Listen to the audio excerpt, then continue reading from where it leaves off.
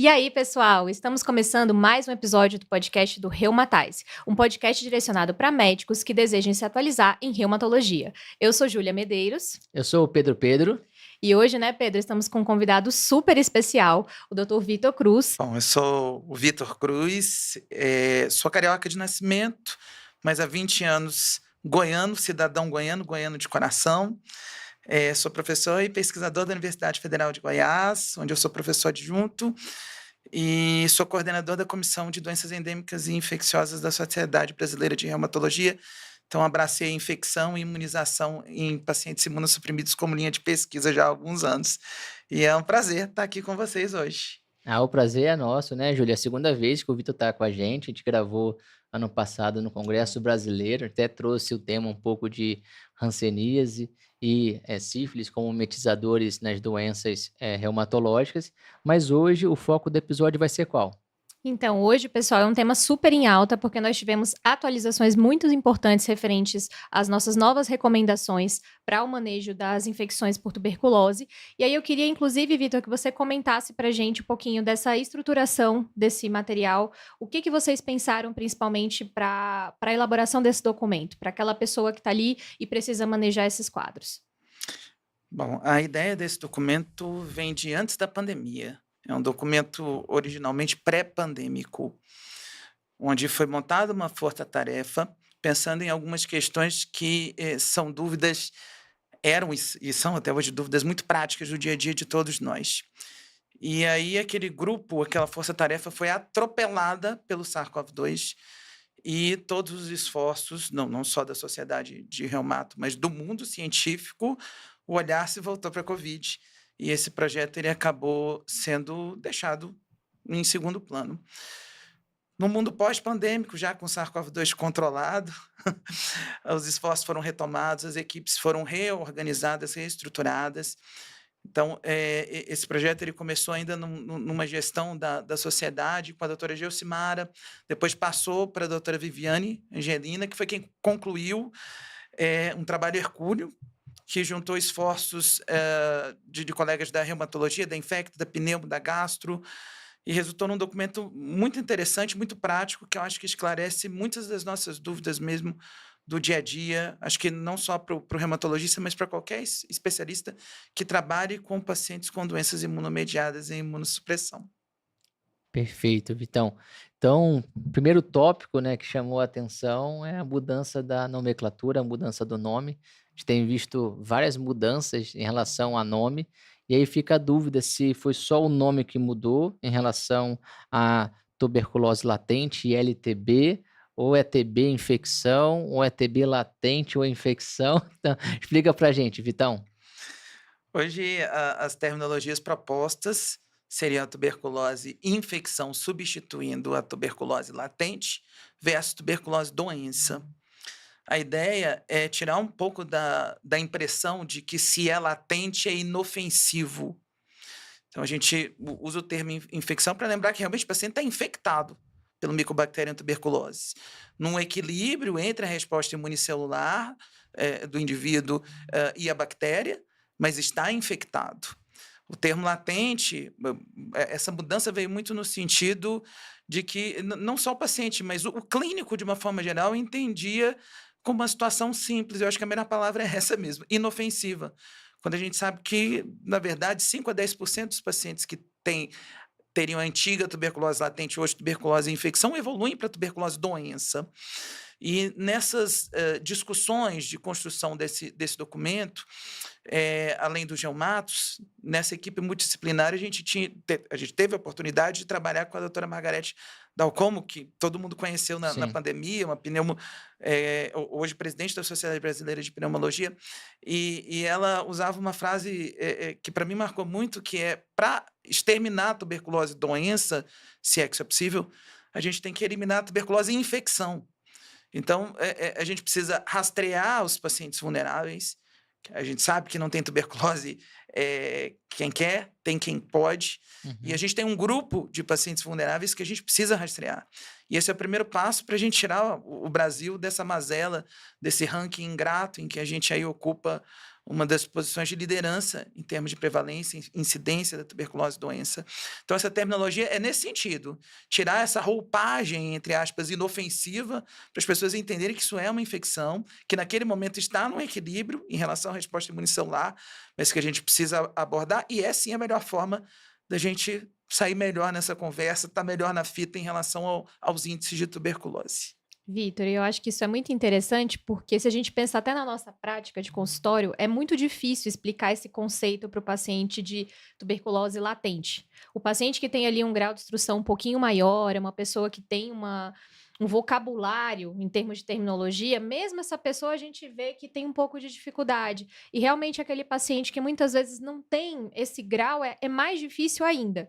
Então, eu vejo que do ponto de vista prático, realmente é uma coisa que pode simplificar. Só que eu acho que a gente precisa também ter muita atenção para não incutir no paciente aquele senso de desespero que muitos Sim. também tenham quando você fala o termo infecção e fala: "Caramba, e aí? Então eu vou ficar o do filme, né, e aí eu vou cuspir sangue, e aí eu vou morrer? É isso que vai acontecer?". E a gente fazer essa distinção, mas que realmente eu acho que é uma coisa que pode nos facilitar do ponto de vista prático. É, perfeito. Desde reduzir a inércia, né, que o Vitor trouxe de alguns profissionais de saúde e também reduzir determinados questionamentos que alguns pacientes podem fazer, né? Poxa, mas esses medicamentos não vão ter muitos efeitos adversos, é um quadro latente, não dá para guardar. Mas o Vitor também trouxe uma reflexão, né, com a fala da doutora Margarete, que é talvez o que vai permear algumas respostas e reflexões que a gente vai trazer aqui para frente, que é a questão da gente tratar pensando em comunidade.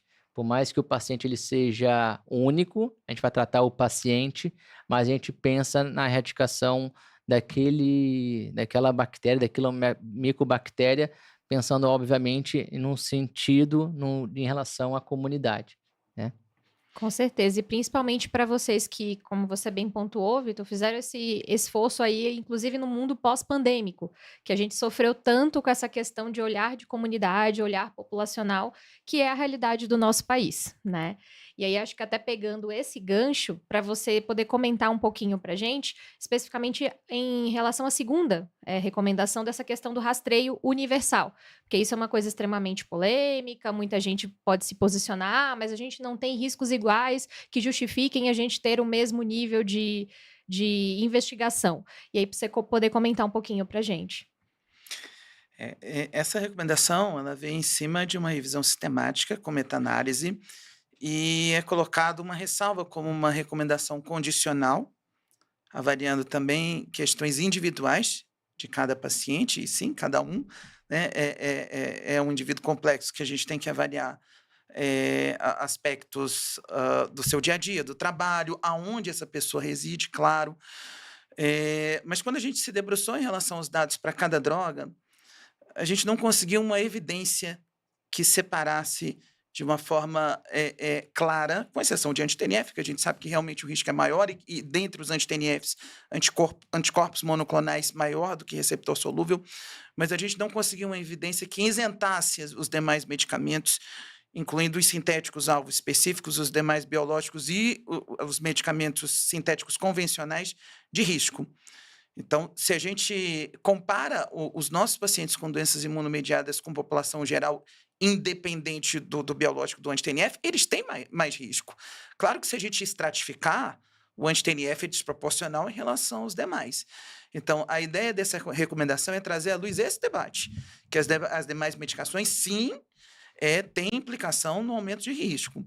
E que se a gente tiver condição de investigar, claro, avaliando o perfil de cada paciente e o que realmente a gente tem à disposição naquela localidade, vale a pena estabelecer aí uma régua, um ponto de corte diferente. Por exemplo, um paciente que reside numa área densada, numa comunidade, numa área favelizada, não é?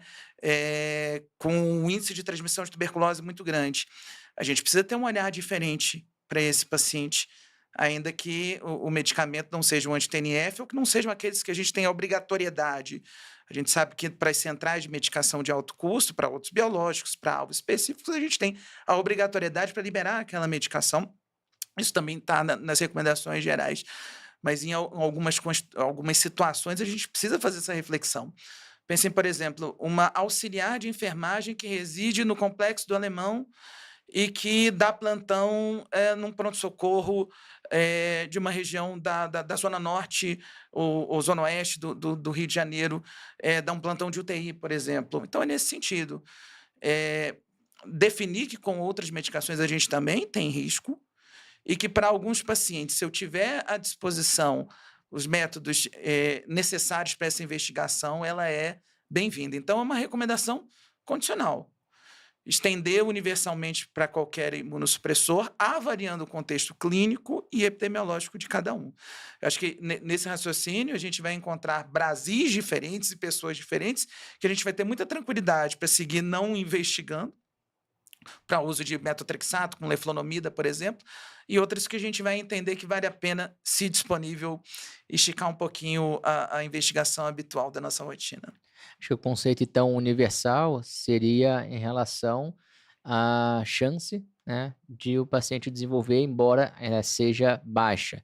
Mas a questão condicional provavelmente está incluída na questão de gestão de recursos também, né, que talvez seja uma crítica, que nós vivemos num país, né, que tem recursos bastante limitados para a saúde, né, infelizmente, e que a gente acaba tendo que escolher. Talvez uma região não tenha que escolher e consiga fazer para todo mundo, mas tem regiões que você precisa escolher e a questão condicional talvez vai fazer com que você guarde aquele kit, aquele exame para quem teria maior risco de acabar ativando a doença, né?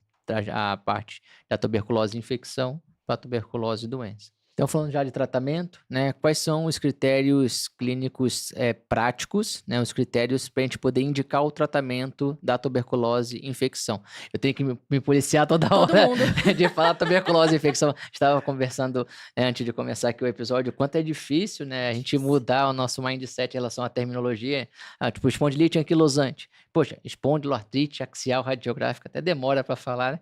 Mas aqui é para reforçar o que o Vitor já trouxe. Mas vamos lá, Vitão. Em relação a tratamento, né? Quais são os critérios claros e práticos para a gente poder indicar o tratamento do paciente? E o mundo científico realmente está se readaptando. Em palestras de eventos recentes, a gente ainda vê a terminologia tuberculose latente sendo utilizada. Então, é todo um trabalho. A gente passou isso de colagenose para doença difusa do tecido conjuntivo, de Wegener para granulomatose com poliangeite, agora com espondilite.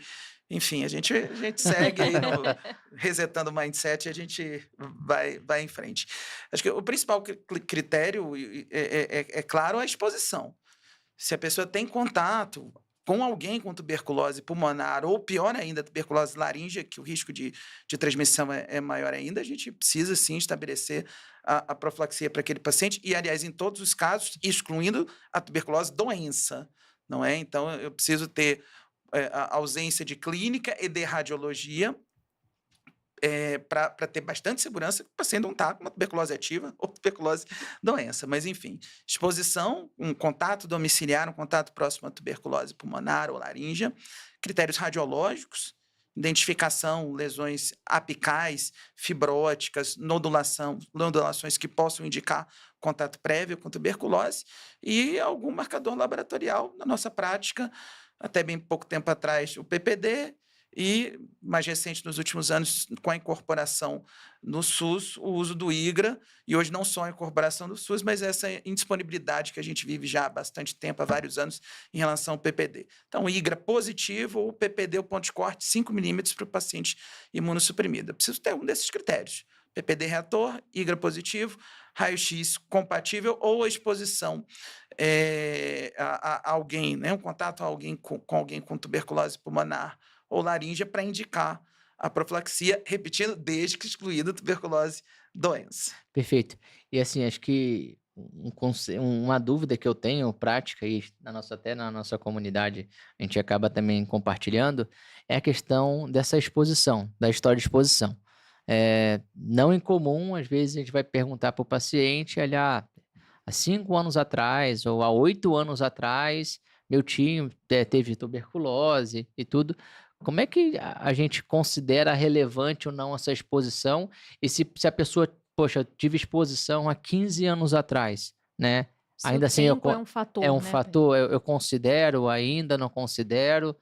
Lógico, assim, talvez você vai falar para a gente poder fazer o restante, como o IGRA e a imagem, né, o PPD, mas se o paciente tem a exposição, mesmo que tudo dê negativo, a gente vai fazer o tratamento, certo? Mas o tempo acaba mitigando o risco? Como é que a gente faz isso na prática? E só um adendo, né, Pedro? Não só o tempo, mas se o pontual, se essa exposição pontual eu também vou considerar, ou seria somente a Ah, exposição visitei meu tio repetida? que estava com Que é uma tuberculose. dúvida que às vezes também surge. E aí, Vitor? Na verdade, são dúvidas da Do dia a dia, comunidade, do dia a sim? dia, de todos. Exato. Se E prepare que vai aí, ter mais, viu? e aí nos faltam, claro, nos faltam definições para a gente responder isso baseado em evidência, consenso. Uhum. Se a gente não tem. Então, na falta do consenso, graças a Deus, a gente tem algo que é muito melhor que o consenso, que é o bom Bom senso. senso. É um Concordo. bom senso muito melhor. Essas exposições mais antigas, com mais de um ano, né, mais de um ano para trás de contato, normalmente a gente tende a não valorizar. Vai recorrer à radiologia, aos exames, aos marcadores laboratoriais, está tudo bem. Normalmente a gente não vai resgatar esse contato tão antigo que realmente acontece na prática. Uhum. Né? Mas algo que tenha sido aí uma exposição nos últimos 6 meses, bom, aí a gente precisa ficar atento em relação ao tipo de droga que o paciente vai utilizar. Se for um anti-TNF, um anticorpo monoclonal, então, a gente precisa individualizar o risco pela droga também. A gente precisa, de alguma forma, combinar esses fatores na ausência de uma definição para poder estabelecer qual que é a melhor estratégia para cada paciente. Eu diria para vocês que alguém com uma exposição, ainda que fosse pontual, num momento, uma visita de um parente de um dia, de algumas horas, ou um contato que tenha se estabelecido aí nos últimos 6 meses, mas que fosse usar um anticorpo monoclonal anti-TNF, é um paciente que a gente encara de uma forma diferente, possivelmente indicando a profilaxia. Dependendo, claro, de comorbidade, a gente também tem que pesar, né, questões de reserva hepática, renal na hora de tomar a decisão, mas em linhas gerais, se for usar uma droga de alto risco, ainda que seja um contato pontual, que eu tenho certeza que todo mundo deve ter levantado isso, Uhum. ou uma exposição que não tenha sido tão recente no último mês, algo que aconteceu há 3, 4 meses, mas com uma droga de risco a gente precisa encarar de uma forma diferente. E até já aproveitando esse gancho, então, e se na indisponibilidade dos testes, que é um ponto que você abordou muito bem, a gente vive já há um tempo uma escassez da questão do PPD, e o IGRA, muitas vezes, mesmo aqui, por exemplo, em grandes centros, a gente tem uma relativa dificuldade de acesso. Na indisponibilidade, como que a gente deve proceder? Esse também foi um tema abordado nessa revisão sistemática com meta-análise. Mais uma vez, a qualidade da evidência nessa resposta foi baixa. A gente tem realidades bem heterogêneas nas publicações, algumas do mundo desenvolvido é uma realidade totalmente diferente da que a gente vive aqui. Por isso que a gente chegou a uma recomendação também condicional para o paciente que eu não consigo realizar nenhum teste de considerar o tratamento da tuberculose e infecção em decisão compartilhada com o paciente, com o mesmo raciocínio. Naqueles cenários em que eu for usar um anticorpo monoclonal, um anti-TNF, naqueles cenários em que a epidemiologia do paciente for um profissional de saúde, aí eu estou usando um extremo, né, um exemplo bem Sim. extremo, mas acho que para ficar bem claro para as pessoas que estão ouvindo a gente, um profissional de saúde que mora numa área densada, numa comunidade, claro que a gente, né, precisa considerar tratar, mas é uma orientação condicional em decisão compartilhada com o paciente, mas a recomendação visa embasar o médico no sentido de decidir tratar e está lá embasado como uma recomendação, ainda que condicional. Então, na indisponibilidade, sim, a gente tem essa recomendação condicional, e aí é isso, é pesar o raciocínio epidemiológico, o tipo de droga, para, em conjunto com o paciente, definir pelo tratamento ou não. Falando agora de teste, vamos para o outro lado, que a gente tem os testes, tá? Considerando uma situação ideal, eu tenho os testes, e até me adiantando, você já falou, a gente não precisa os 2 testes positivos, basta um sendo positivo que vai ser indicado o tratamento. Mas você tem os 2 testes. Qual é a diferença entre eles? Tem um que é melhor do que outro, né? Os pontos positivos, os pontos negativos. Falando de gestão de recursos, digamos que eu tenho os dois, né? Qual eu poderia escolher? Vale a Existe? pena sempre brigar pelo É, IGRA? Essa foi uma das perguntas que a gente colocou nessa revisão sistemática e a evidência apontou que não existe um teste melhor, que a gente não pode afirmar que o PPD ou que o IGRA, que um é superior ao outro. Cada um desses testes tem as suas vantagens e tem as suas limitações.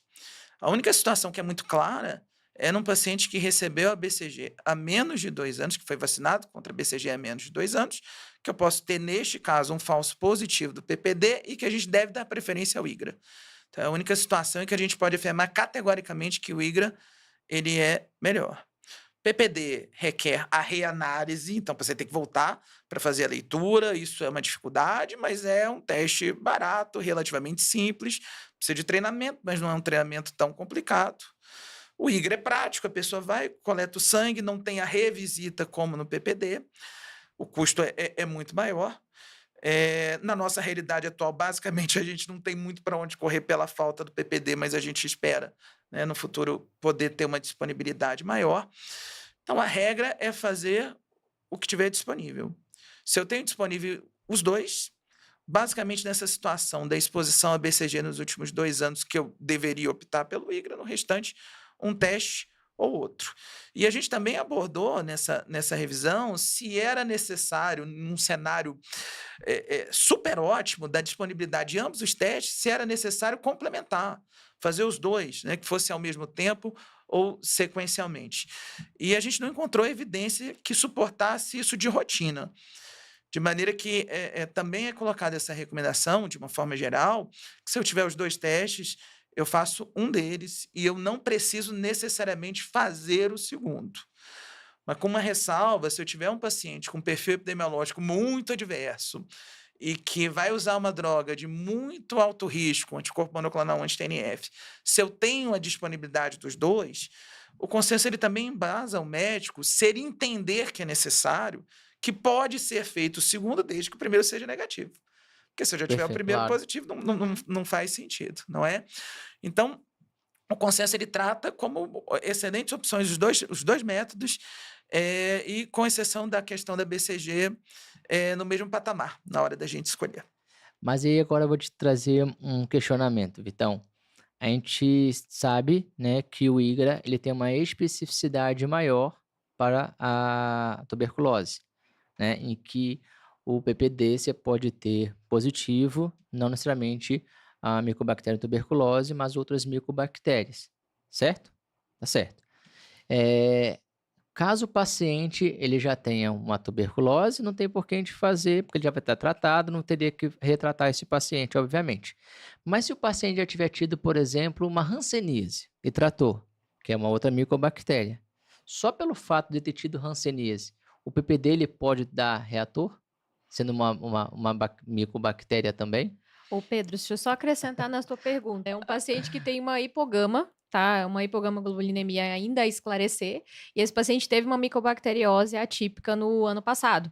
E aí a gente se viu no consultório justamente nessa discussão, né? Será que isso poderia ter um potencial de interferir no resultado do teste? Então, só para acrescentar, a não ser somente a hanseníase, por exemplo, casos como esse, De outra de outra micobactéria. micobactéria. Sem dúvida, a especificidade é maior em relação ao IGRA, existe o risco, os antígenos que o PPD utiliza são eventualmente compartilhados por outras micobactérias, mas é curioso, quando a gente vai buscar na literatura os trabalhos que são meta-analisáveis, para a gente tentar enxergar a diferença e tentar colocar uma luz à possibilidade de uma superioridade nesses cenários, a gente não consegue essa evidência para afirmar.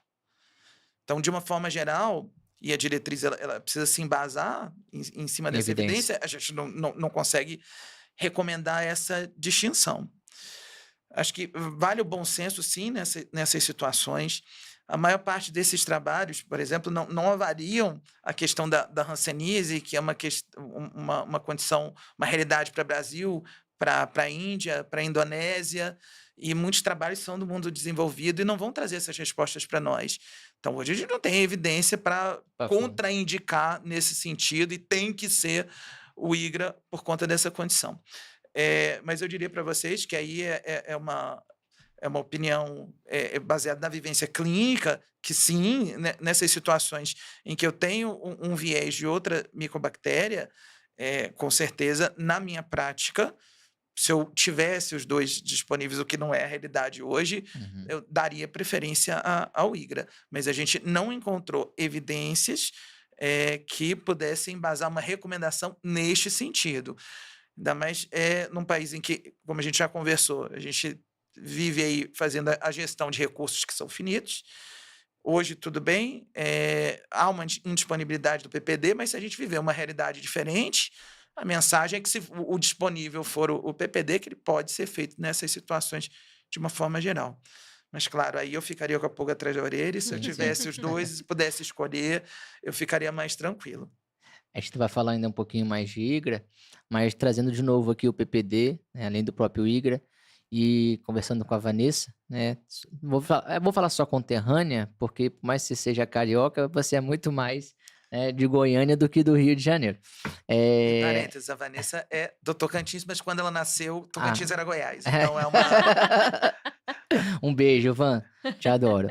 Em relação a que a Vanessa fala, que assim, que a gente tem que ficar com medo são os pacientes que vêm com IGRA negativo e com o PPD negativo. Porque se vier positivo, você já vai fazer o tratamento e fica mais tranquilo, né? Em que situações você fica um pouco mais de medo, esse PPD dando negativo e o IGRA dando negativo, na possibilidade de você ter um falso negativo? Você fica com um pouco de pé atrás, de poder ser um falso negativo, por mais que metodologicamente foi feito certinho, o kit está na validade. As dicas que você pode dar para essa situação tão difícil. E o que fazer também, né? Fazer. E o trabalho da Vanessa, o trabalho de mestrado dela foi bem interessante, que foi sequenciar os pacientes com espondiloartrites, tanto do Hospital São Paulo quanto do HC São Paulo, em relação a essas estratégias de repetição do PPD, se a gente ganhava diagnóstico ou não ganhava diagnóstico nesse sentido, com a estratégia de repetir. A alergia é uma questão que os dois testes a gente pode se deparar com esse problema. No IGRA, algumas séries mostram até 30% de falso negativo por conta de alergia, porque você está testando a liberação de interferon pelo linfócito que está bloqueado por N vias, dependendo do tratamento. E realmente, ao longo, sobretudo do primeiro ano, e isso independe da doença imunomediada, a gente normalmente tem melhora clínica e, de alguma forma, desescalonamento de algumas medidas, especialmente do corticoide, que interfere muito nesses mecanismos de alergia. Assim, é essencialmente na artrite reumatoide, não é? Mas enfim, a gente poderia estar falando de uma paciente lúpica usando corticoide e usando um biológico também. E à medida em que você vai desescalonando essa estratégia, vai retirando o corticoide, o que era alergia, num primeiro momento, vira um teste positivo. E é por isso que também nessas diretrizes a gente aborda uma angústia, e sempre foi uma angústia grande, a questão da repetição desses testes. Que numa determinada fase, algumas centrais de medicamentos de alto custo Brasil afora exigiam, e de forma individual, porque outras já não exigiam que fossem repetidos anualmente, e a gente ficava meio perdido. Repete, não repete, vai fazer um efeito buster com PPD, e aí eu vou estar tratando o PPD, o que vai acontecer? Então, essa questão foi bem interessante, a gente conseguiu levantar e organizar um pouquinho mais a orientação em relação a essa questão da repetição. Muito em cima dessa questão, inclusive levantada pelo trabalho da Vanessa, em que a gente enxerga, à medida que o paciente vai melhorando do ponto de vista imunológico, em que a gente reduz o nível, o grau da imunossupressão e dá, então, a condição dele reagir àquele teste, a gente consegue resgatar um diagnóstico de uma tuberculose infecção muitas das vezes antes da tuberculose doença. Então, por esse motivo, o resumo da síntese da evidência que a gente conseguiu nessa meta-análise foi indicar a repetição desses testes nos 3 primeiros anos daquele determinado esquema imunossupressor. E se ao longo desses 3 primeiros anos os testes seguirem negativos, a partir do 4º ano eu não preciso mais repetir. O risco ele é muito maior no primeiro ano, Então, Uhum. onde a gente enxergou na literatura de pacientes que eram negativos e positivaram, é dentro do primeiro ano em que ocorre essa melhora, digamos, imunológica, porque a doença está melhor controlada, então a imunodesregulação intrínseca da doença de base está mais resolvida e a gente desescalona o corticoide. Mas a gente não consegue isentar esse risco nos 3 primeiros anos. Mas esse cutoff de 3 anos veio a partir de quê, especificamente? Veio a partir da revisão sistemática, a meta-análise de trabalhos que se proporam a estabelecer esse ponto de Então corte. foi tipo, esse foi um ponto de corte assim meio que padronizado de 3 anos para esse período da repetição, porque isso foi uma coisa que surgiu questionamento até recente, né, pra gente também, mas poxa, de onde que, né, 3 anos por quê, né? Tudo bem que a gente entende essa questão do primeiro ano, mas e os 2 seguintes, né? Então só pra gente E essa, reforçar. e essa repetição seria baseado independente da classe farmacológica, porque traz especialmente anti-TNF, mas independente da classe farmacológica. Por exemplo, telecina 23, telecina 17, que a gente sabe que o risco é baixíssimo, ainda assim teria essa recomendação. Essa é uma recomendação que também entra num nível de evidência menor e também condicional nesse raciocínio clínico Tá, epidemiológico. perfeito. Então, essa é uma recomendação válida especialmente para os anti-TNFs, mas deixa o profissional, o médico assistente, à vontade para estender para todos os agentes. Claro, a gente vai raciocinar se eu tenho a disponibilidade de repetir, existe a questão de custo, eu estou no sistema público, eu estou no sistema privado, eu vou conseguir repetir, mas o consenso ele dá esse norte, estabelece esse tempo, né, esse limite, investigar até o terceiro ano, mas deixando o médico bem à vontade para individualizar esse risco frente à epidemiologia e à droga. Mas, mais uma vez, a gente não encontrou evidências de segurança que permitissem aí a gente separar Uhum. em grupo por medicamento. Não, com este medicamento a gente repete, com esse outro a gente não repete.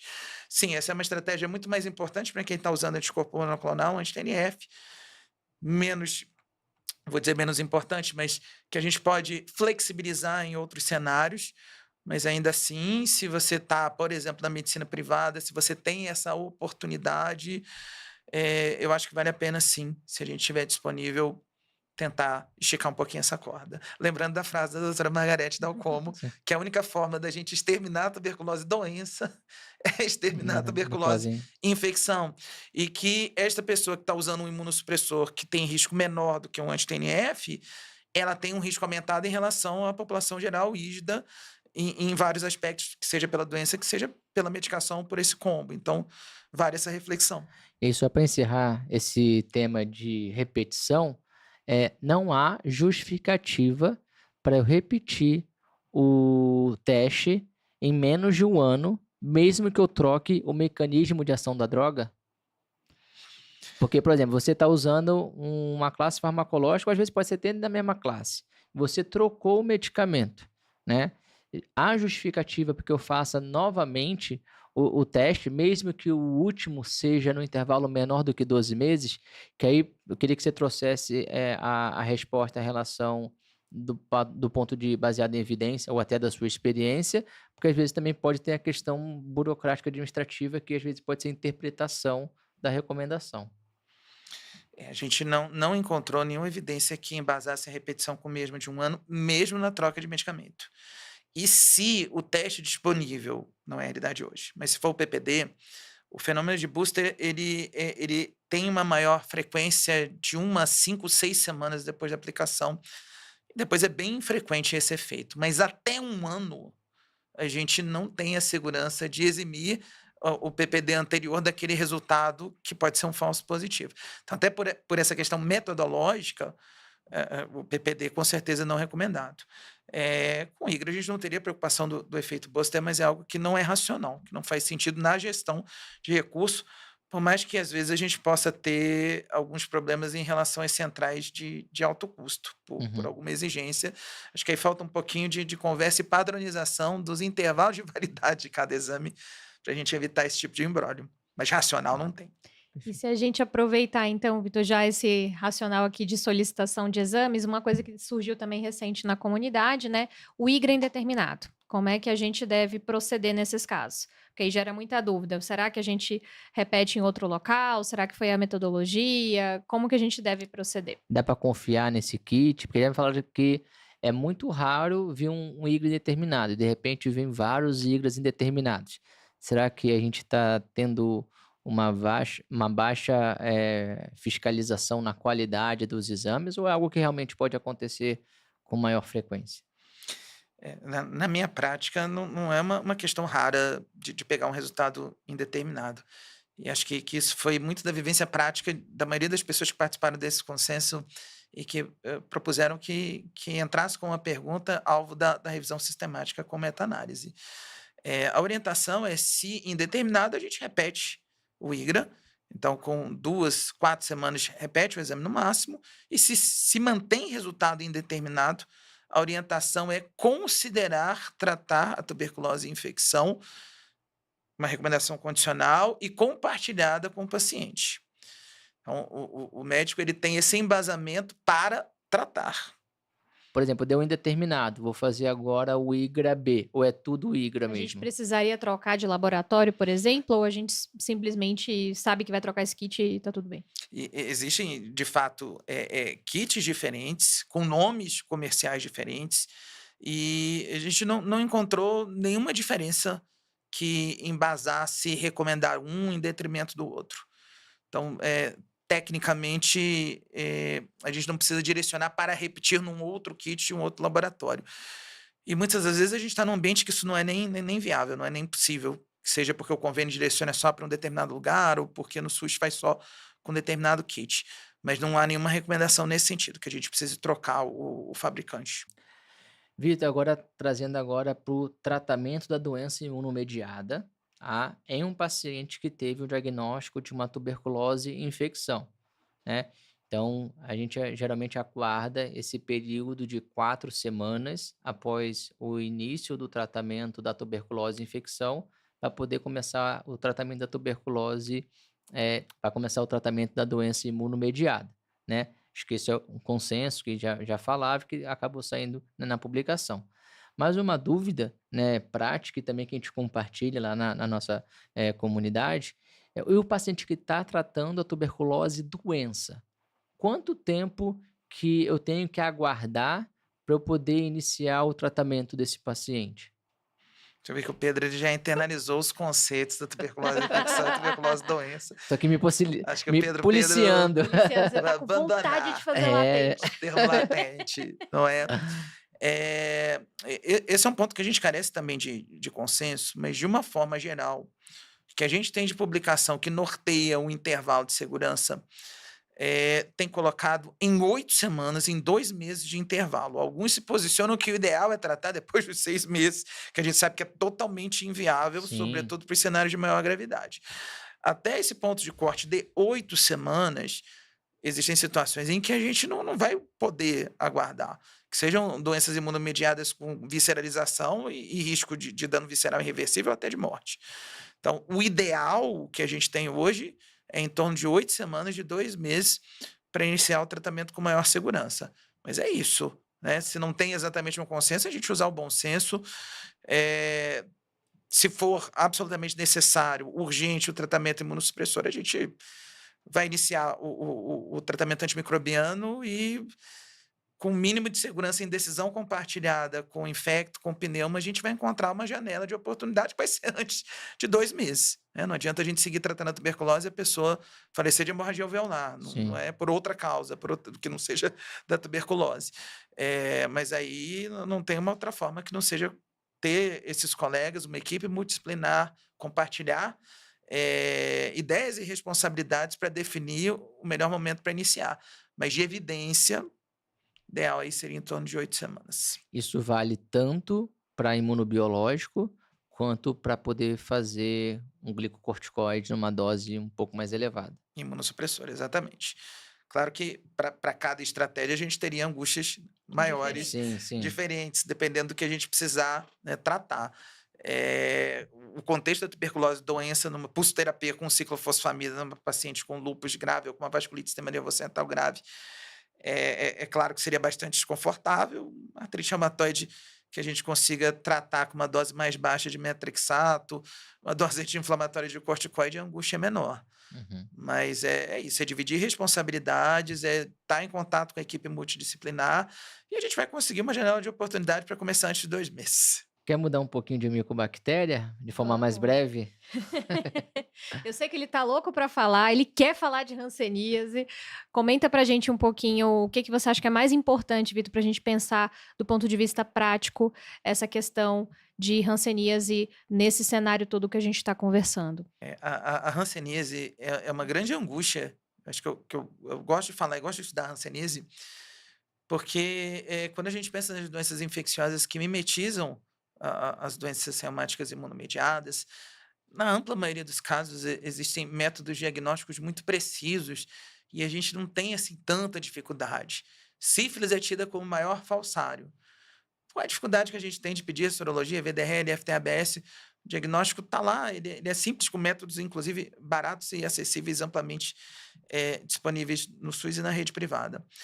A hanseníase não é bem assim, porque na hanseníase eu tenho como critérios para fazer diagnóstico o quadro cutâneo típico e, claro, se vem máculas hipocrômicas anestésicas com lesões máculas papulares eritematosas infiltrativas, com espessamento neural, com parestesia, déficit de força e ainda uma baciloscopia da linfa positiva, isso é uma moleza. Agora, quando a gente pensa no acometimento, depois da pele e nervos, o terceiro sistema mais atingido é o sistema musculoesquelético e que pode ser a única manifestação da doença por meses, às vezes por anos. E aí eu não tenho pele para biopsiar e achar micobactéria, o rendimento da baciloscopia da linfa é muito baixo. Eu posso não identificar um espessamento neural e aí como é que eu vou propor uma biópsia de nervo para fazer PCR? O diagnóstico da artrite crônica da hanseníase exige um nível de suspensão muito grande. Eu que há alguns anos trabalho com artrite reumatoide, é um dos meus maiores estresses aqueles pacientes. E eu moro numa região que tem a hanseníase endêmica, na região centro-oeste do Brasil. Acho que aí só o norte ganha em termos de incidência, mas aquelas artrites reumatoides que a gente tem dificuldade de manejar, as ARs refratárias, me causam angústias enormes, inclusive em relação à hanseníase. E a hanseníase ela ainda tem uma característica imunológica, pleomórfica, que eu tenho fator reumatoide positivo em título alto, eu posso ter anti-CCP positivo, e às vezes num título que não é baixo. Então, o camarada ele tem uma poliartrite simétrica de pequenas articulações, um fator reumatoide positivo, anti-CCP positivo, não tem nervo, não tem pele. Eu peço o rastreio habitual e a gente pede um tudograma com HIV, com hepatite C, com sífilis, e esquece a hanseníase. Então, eu acho que o maior desafio é lembrar dela no diagnóstico da artrite crônica e lembrar que, às vezes, o que a gente está chamando de uma doença refratária é aquilo que todo consenso fala, Sim. né? Uma é difícil de tratar, uma esponja é difícil de tratar. Rever o diagnóstico. Primeira coisa, E né? lembrar de Revisa o hanseníase no diagnóstico. Brasil. Lembrar de hanseníase. E perspectivas, então, você falou que uma das frustrações maiores é do ponto de vista diagnóstico. Tem perspectiva para que a gente melhore, né? Você que está num centro de referência de tratamento de hanseníase? Hoje, a gente tem a sorte de contar no Brasil com pelo menos 2 exames incorporados ao SUS, exames de alto custo. Primeiro, há uns 3, 4 anos atrás, uma plataforma de PCR a partir de amostras de biópsia de pele e de nervo, já disponível no Ministério da Saúde, nas unidades que se dedicam a tratar a hanseníase, unidade de referência em cada estado. E, mais recentemente, há 2 anos, uma contribuição de uma tese de doutorado do Instituto de Patologia Tropical e Saúde Pública da Universidade Federal de Goiás, que desenvolveu um teste molecular sanguíneo com uma sensibilidade e especificidade acima de 90%. E esse teste ele tende aí a revolucionar o nosso cuidado e a nossa perspectiva de fazer diagnósticos. Hoje, o Ministério da Saúde disponibiliza, tem ele em estoque, ele tem sido utilizado no momento muito mais para rastrear contatos, contatos de casos índices, fazendo mais ou menos o papel do antigo anticorpo antiglicolipídio fenólico, mas há a perspectiva da gente poder incorporar isso. O Ministério não tem ainda em Seria estoque. uma hanseníase infecção, enquanto que o outro tinha uma hanseníase doença? Pois é, a hanseníase Cara, já tá à latente, não frente. Latente, tem é. essas terminologias, mas a hanseníase, nesse caso, já existia, né, numa artrite crônica que a gente não pensou, e muitas das vezes não pensou porque não tinha pele, porque não tinha o nervo, e a nossa vida não é fácil, porque a gente tem que atualizar o cartão vacinal, a gente tem que fazer o controle metabólico, então a gente está de olho na glicose, está de olho no colesterol, a gente está fazendo o screening, pelo menos básico, para a doença coronariana, porque as nossas doenças aumentam o risco de infarto, e a gente tem que zelar pela saúde mental, que não raramente a gente tem pacientes que a gente precisa tratar ansiedade, tem que tratar depressão, tem dor nociplástica, e no meio disso tudo a gente ainda tem que ficar alerta em relação a esses agentes infecciosos. Acho que o futuro, com o Ministério disponibilizando esse tipo de kit, validando para que a gente use fora do rastreio dos contactantes, a gente poder incorporar, quem sabe, pelo menos os pacientes que vão usar medicação avançada, medicação de segunda e terceira linha, desde que o governo ofereça gratuito, para que a gente possa colocar na rotina também, e às vezes pescar esses casos que ficam aí como Ou difíceis de repensar para tratar. os multiplamente refratários, né? Algo a gente considerar no futuro. Vamos É. esperar que essa Kit disponibilidade. de revisão diagnóstica, né? Principalmente se tiver uma região endêmica. Já está quase chegando aqui no finalzinho do episódio, Vitor. E aí, em relação a esse paciente com hanseníase, você fez um diagnóstico, só que é um paciente que também possui uma doença imunomediada, que você tem certeza que não é, da hanseníase. Vale o mesmo raciocínio em relação à tuberculose? Eu aguardaria, por exemplo, 8 semanas do tratamento da hanseníase para poder imunossuprimir esse paciente?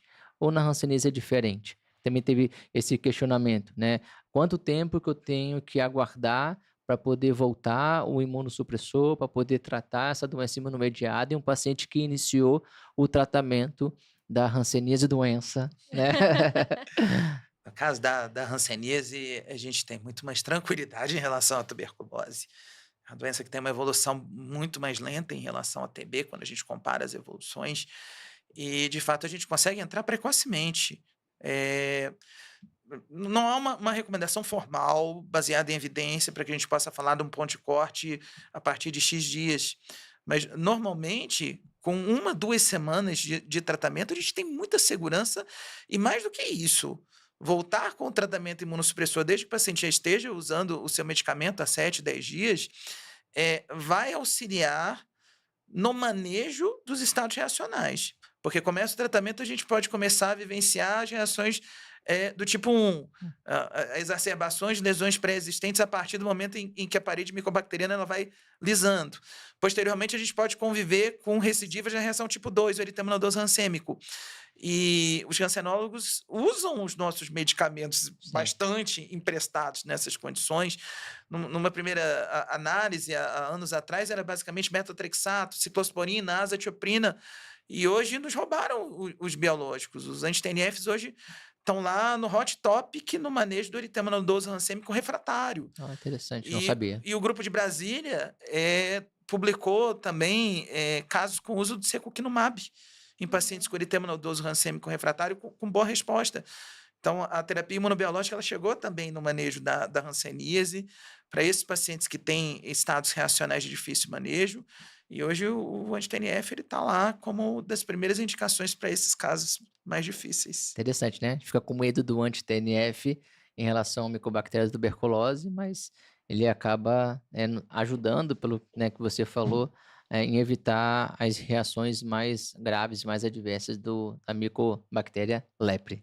E ver como a imunomodulação também é a chave, né? Como você bem falou, quanto a gente avançou nisso aí para também ter esse racional.